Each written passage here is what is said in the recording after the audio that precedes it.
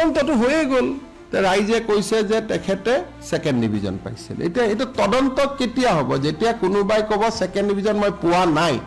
চৰকাৰে ভুল কৈছে মইতো এইবিলাক ক'বও খোজা নাছিলো তেওঁলোকে মানুহবিলাকৰ ঘৈণীয়েকবিলাকৰ পিছত লাগি ফুৰে গতিকে এটা সাংবাদিকৰ দায়িত্ব যে তদন্ত কৰিলে মই কি কৰিম আৰু পুলিচেদি ডালিমা কাকতিৰ মাৰ্কশিট খেনি আনিম পুলিচেদি অখিল গগৈ ডাঙৰীয়াৰ ঘৰৰ মাৰ্কশিট খেনি আনিম আমি এটা কোৰ্টত ৰিপৰ্ট দি দিম যে দুইখনৰ ভিতৰত কোৱালিফিকেশনটো আপোনালোকে চাওক হিমানখিনি কৰাৰ প্ৰয়োজন আছিল নেকি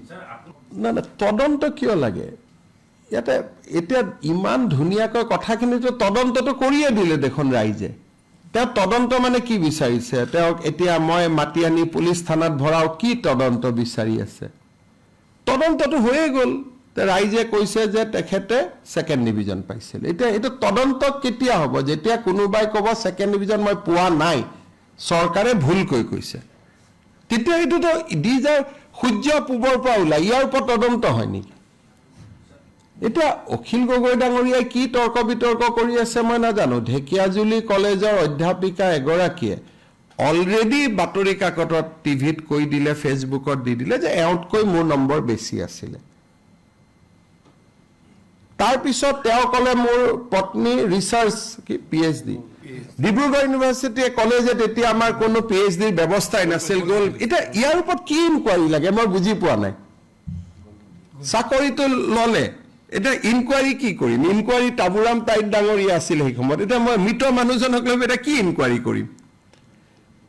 তেখেতক আনি মই সুধিব লাগিব নেকি যে আপোনাক কোনে সেই সময়ত ৰিকুৱেষ্ট কৰিছিল গতিকে ইয়াত ইনকুৱাৰী কি লা পলাবটো মই ভাবো যে পলুৱাৰ প্ৰশ্নটো ক'ত যদি কথা হ'লহেঁতেন যে নহয় মুখ্যমন্ত্ৰীয়ে ভুলকৈ কৈছে সেই সময়ত তেওঁতকৈ চোকা ছোৱালী কোনো নাছিল এতিয়াতো কি নাম জানো তেখেতৰ মহিলাগৰাকী তেওঁতো জলজল লটকৈ কি ডালিমা কাকতি গতিকে এটা সাংবাদিকৰ দায়িত্ব যে তদন্ত কৰিলে মই কি কৰিম আৰু পুলিচেদি ডালিমা কাকতিৰ মাৰ্কশিট খেনি আনিম পুলিচেদি অখিল গগৈ ডাঙৰীয়াৰ ঘৰৰ মাৰ্কশিট খেনি আনিম আমি এটা কোৰ্টত ৰিপৰ্ট দি দিম যে দুইখনৰ ভিতৰত কোৱালিফিকেশনটো আপোনালোকে চাওক হিমানখিনি কৰাৰ প্ৰয়োজন আছিল নেকি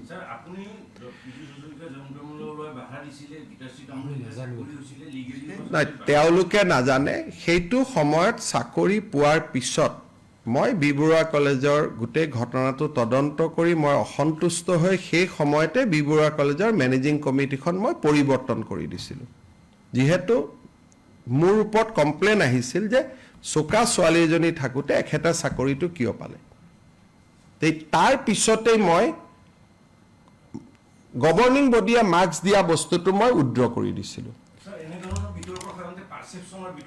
এইবোৰ পাৰসেপশন মই ইমান ইংৰাজী নাজানো ভাই মোৰ কথাটো সিম্পল কথা দুখন সাৰ্টিফিকেট আছিল এগৰাকী চোকা ছোৱালীয়ে চাকৰি নাপায় তাতকৈ তলৰ ছোৱালী এগৰাকীয়ে চাকৰি পালে মই বিবৰুৱা কলেজক সুধিলো বোলে চাকৰিটো দিয়েই দিলো ছাৰ তেতিয়াই মই অৰেল নম্বৰটো নোহোৱা কৰি দিলো এইটো নহয় যে মই তেতিয়াও বহি আছিলো তাৰ পিছতে মই প্ৰথমবাৰ অসমৰ কলেজবিলাকত অৰেল নম্বৰটো বন্ধ কৰি দিলো কাৰণ এইখন মাৰ্কশিট অৰেল নম্বৰৰ ওপৰত তেওঁ চাকৰি লৈছিল ইমানেই কথা আৰু এটা কি ইনকুৱাৰী লাগে মই বুজি পোৱা নাই এইটোতো ইনকুৱাৰী গভৰ্ণমেণ্ট অফিচে টকা খালে ইনকুৱাৰী হয় এইটোতো ভাই এটা নৈতিকতাৰ প্ৰশ্ন মইতো অনুৰোধ কৰিম যে অখিল গগৈ ডাঙৰীয়াই ডালিমা কাকতিৰ ঘৰত গৈ তেওঁৰ মাৰ্কশিটখন চাই ল'ব লাগে ইমানেই কথা সেইকাৰণে ইমান সৰু সৰু কথাবিলাকত ইয়াত আৰু কৈ থাকাকে আৰু মইতো এইবিলাক ক'বও খোজা নাছিলো তেওঁলোকে মানুহবিলাকৰ ঘৈণীয়েকবিলাকৰ পিছত লাগি ফুৰে কি স্বভাৱ এটা উলিয়াই ল'লে